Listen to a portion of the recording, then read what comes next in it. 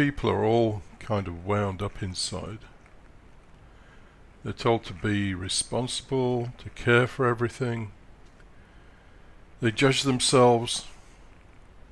They make kind of silly efforts to achieve things that are not achievable. And generally make life fairly miserable for themselves. So this is about being outrageous, going against most of the common wisdoms that are spewed out. Of course, these common wisdoms have a purpose. It's to get you to be a responsible, productive member of society. Not for your sake particularly, but for the sake of somebody who's buying your time in your employment. I'll have a lot more to say about that in a moment. Anyway, so I've got 5 areas here where we can be outrageous. Being outrageous doesn't mean that we break the law, and it doesn't mean that we harm other people.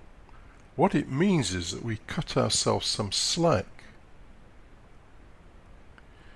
Instead of believing the values that most people are fed by society, for society's benefit, so you can go and be a slave for somebody.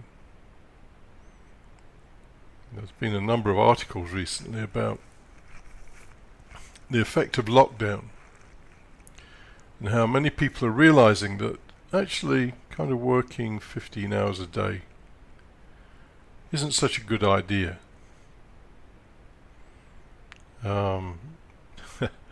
As somebody commented, there's an idea that work is family, and as they commented, this comes from a place where all bad ideas come from, namely Silicon Valley.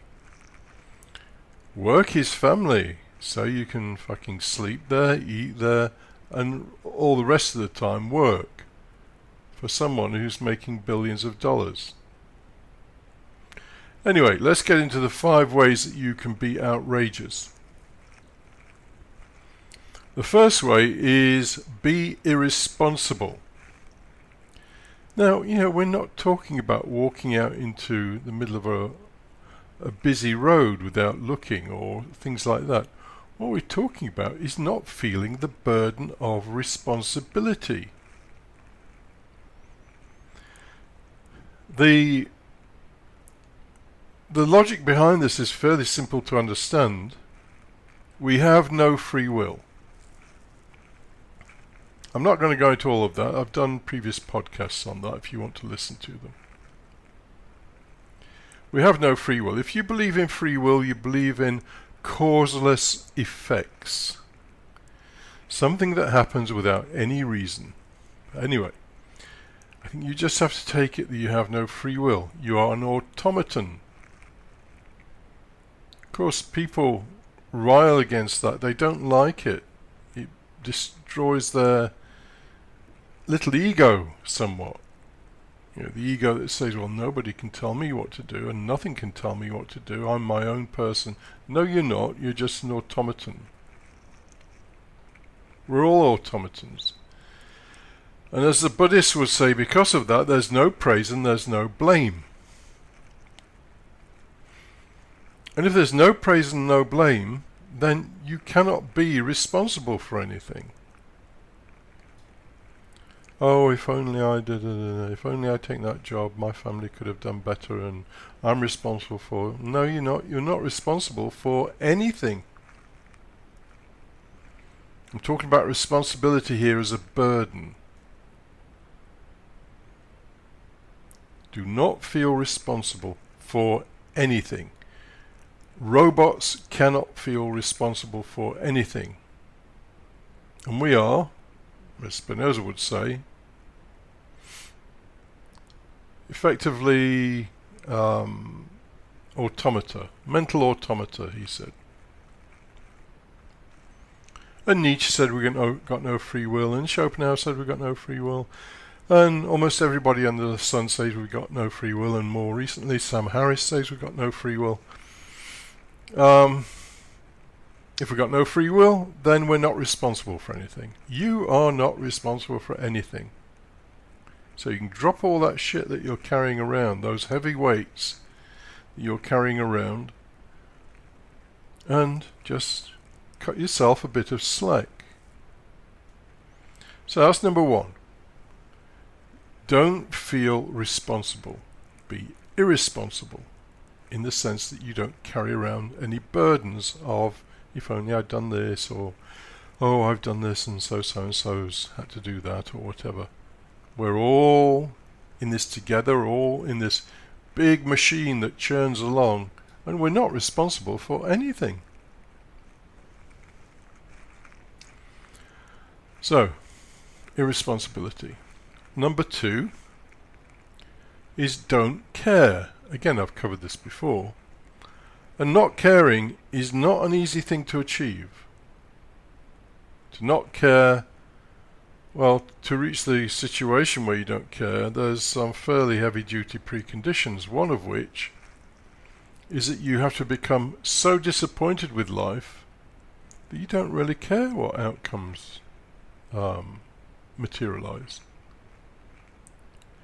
Anyway, so not caring occurs on three levels.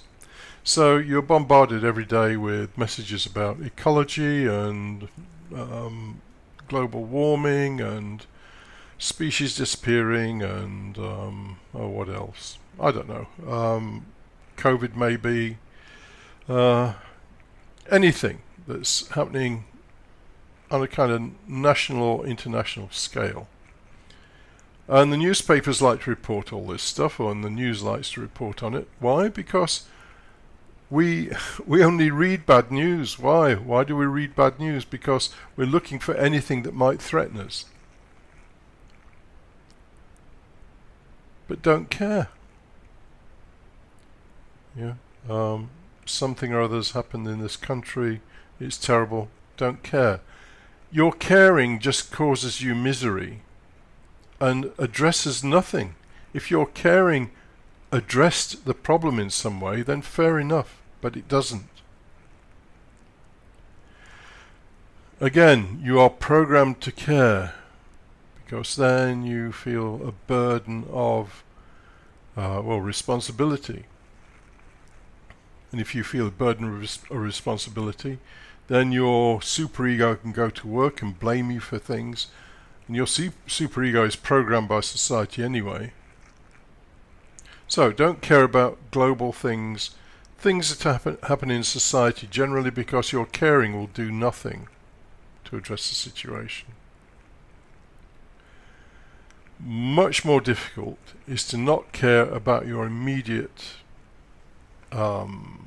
neighborhood in terms of the people around you and your life. It's way more difficult to not care. But again, we're not talking here about being negligent. We're just saying not to take on board the burdens that other people might try and place on us. And people do that. You know, a lot of people are like vampires. They'll try and load you with their worries and their concerns. Don't care. Not unless it's something like, well, you know, I've just slashed an artery in my wrist and I don't know what to do, and you do know what to do, so you help them. But we're not talking about that kind of thing. We're talking about people trying to load on you their worries and their concerns. I mean, you don't have to be rude, but basically you can just think to yourself, well, I'll listen to this and then I'll go and have a donut or something. So don't care. The third one, which is even more difficult but can be achieved, is to not care about your inner state. So you might be very grumpy. Well, just be grumpy, but don't care about it. Or you might be extremely happy. Be extremely happy, but again, don't care about it. The minute you care about these things, you buy into them. And when you buy into them, you're setting yourself up. I mean, I can't cover everything in this short podcast, but to get to the point where you don't care about what is happening within you, you have to do, actually, which is number 5 in this list, you have to offer no resistance to what's happening within you. So if you feel angry, feel angry. You don't have to necessarily express the anger, but just feel angry. Again, it's an act of giving yourself a little bit of slack. So, you're not responsible for anything. There's a bit of slack. You don't care about anything, even your own inner states. There's some more slack. Number 3, don't judge yourself. You're a robot. There's no point a robot judging itself. You have no free will. There's no praise and no blame, as the Buddhists would say. So why judge yourself? Easier said than done. A lot of people are full of self-hatred. They judge themselves all the time. Why is everybody successful? Why am I not successful? Why are people happy? Why am I not happy? Endless stuff like that. Do not judge yourself. And don't judge yourself for judging yourself.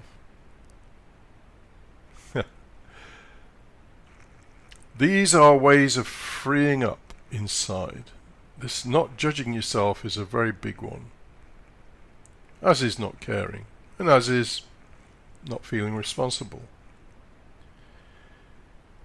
These are not things you can just do on, oh, I'm going to do all this stuff today. It takes a long time to acquire the habits and learn the skills of not doing this stuff. But not judging yourself is a big one. And you just cut yourself some slack. Oh, I'm a grumpy bastard this morning. Oh, well, that's okay. You don't judge yourself for it. Or, I should have gone to work yesterday. Oh, God, I'm such a lazy. No, don't judge yourself for it. So, number 1, be irresponsible. Number 2, don't care. Number 3, don't judge yourself. Number 4, do not make any efforts. Bukowski, I can't remember his first name now, the American poet, I think on his gravestone are the words, don't try. You don't have to try in life. The things that appeal to you, you will do. The things that do not appeal to you, you will not do. For goodness sake, don't try and do things that do not appeal to you. It's violence against yourself. And here's the problem with a lot of this self-help stuff. They come out with recipes for what you should do. And some of it you almost certainly will not want to do. And people do commit violence against themselves. And this is also true in so-called spiritual practices and even religions. They make efforts to try and achieve something. So the classic one, the one that is almost a self-contradiction, is that they try to achieve enlightenment or something like that. If you're trying to achieve enlightenment, you will never get enlightenment because you have to drop trying if you want enlightenment. And number 5, never offer any resistance to what is going on within you. As I mentioned earlier, that doesn't mean that you have to be rude to people, to in some way hurt people or anything like that. It just means that if you are feeling some emotion, then you feel it. Don't resist it. Of course, when we're kids, we're told don't be angry, don't be bad-tempered, don't be sulky, don't be whatever. And so we build up a resistance within us to those states. Here's the secret. If you do not offer an emotional state resistance, it will disappear rather more quickly than if you do offer it resistance. Because, as I was once told, what you resist tends to persist. So, 5 ways to cut yourself some slack. Don't feel responsible. Don't care. Don't judge yourself. Don't make any efforts. If something is unattractive to you, and yet you're doing it because somebody's told you it's good for you or whatever, just drop it.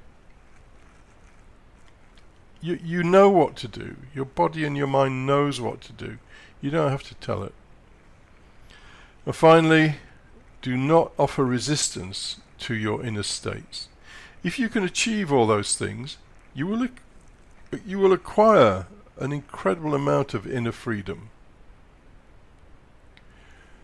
The people around you don't have to know that you're doing all this stuff. You can just play act with them. Oh yes, I'm very concerned about so-and-so. Meanwhile, you're thinking about donuts. So, these things are not easy. In fact, they're extremely difficult. But you'll either feel that there's some value in this or not. Again, don't try. If you are eaten up with responsibility and you have become totally convinced that you need to feel responsible for everything, and that to not be responsible would be a grave sin against what you are, then don't do it. Be responsible. But carry that burden around with you for the rest of your life. So anyway, 5 ways to cut yourself some slack and to free up. Hope you find them useful. If you're interested in the art and science of freedom, then you might find the content on Patreon interesting. There are currently about 300 articles, podcasts, various exercises, and of course feedback. The community is very, very active, and many of the people who've now been there for a number of years have found the content and the experience quite life-changing. So, if you're interested in freedom, then you might want to explore what's on Patreon. The podcasts are much more in depth than I put on YouTube. And of course, the exercises and so on, I don't put on YouTube because people need feedback. Anyway, if you're interested, go and take a look.